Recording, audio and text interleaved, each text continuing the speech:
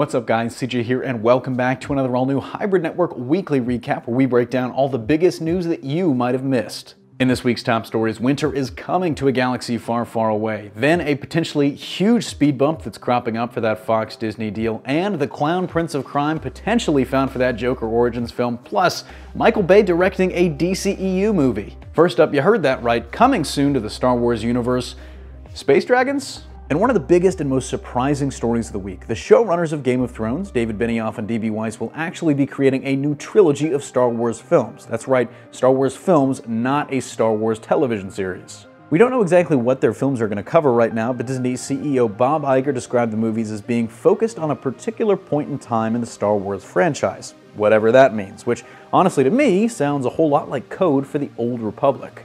We don't know exactly when we'd be seeing these films, but because Game of Thrones' final season doesn't wrap filming until this December, my guess is late 2020 at the absolute earliest and possibly 2021 or later. We'll have to wait and see how all that shakes out, but sticking in the House of Mouse, their acquisition of 21st Century Fox and its assets might be hitting a snag.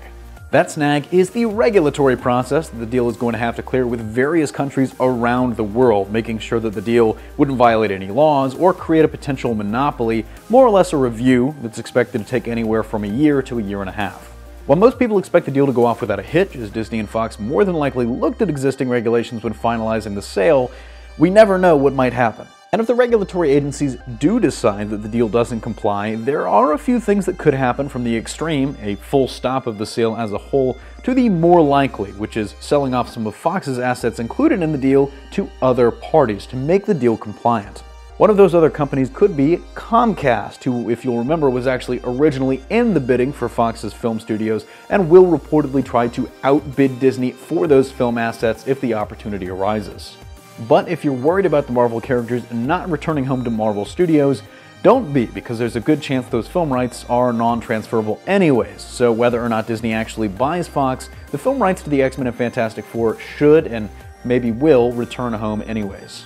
Jumping over to DC Films, we've gotten some major updates about two projects currently in development, but first, that Joker Origins movie might have found its clown prince of crime.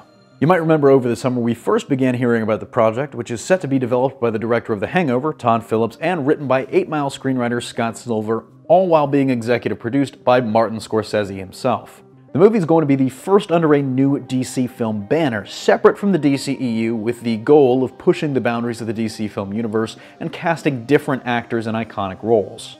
Since the initial announcement, the film has been staying under the radar until now. DC and WB are reportedly in talks with Joaquin Phoenix to star in the film as the Joker himself. According to Variety, who broke this story, official negotiations haven't actually started yet, but Phoenix was director Todd Phillips' first choice, and Phoenix has actually already agreed to take the part, according to Variety's article. Obviously, there's a ton of time left for more developments in this story, but I am so incredibly excited for this. Personally, Phoenix is one of my favorite actors working right now, and I'm going to be incredibly interested in what approach he's going to take for this role. Sticking in the DCEU, we've got another massive update on a long-in-development movie, Lobo. That's right, the main man is coming to the big screen, and they've been working on that film for years. But the current version is being written by Jason Fuchs, and it's a pretty massive name attached to direct. Michael Bay. Yes, that Michael Bay, the director behind movies like the Transformers franchise, Armageddon, and Pain and Gain. The pick has been polarizing, to say the least. I mean, many fans aren't crazy about the choice, citing his mixed track record, to put it nicely, but others are actually pretty excited about the option, as Bay's successes have come from action comedies like Armageddon, Pain and Gain, which Lobo definitely would be. There is one big issue standing in the way. According to the current script, the film would probably cost upwards of $200 million, a number which the studio obviously wants to bring down, and believe it or not, Bay wants to bring down too. So let me know what you think about a potentially Michael Bay-directed Lobo film and all of the stories we talked about today, but that's going to do it for me here. Thanks for watching. Don't forget to smash that like if you like what you saw, subscribe for more great content every single day, and consider turning on your notifications to be alerted every time we upload a new video. For even more content, check out our website at hybridnetworkyt.com. And if you love HN and want to take your support to the next level, consider donating to us on Patreon as we strive to bring you the best content possible. Signing off, this is CJ, and I'll see you next time.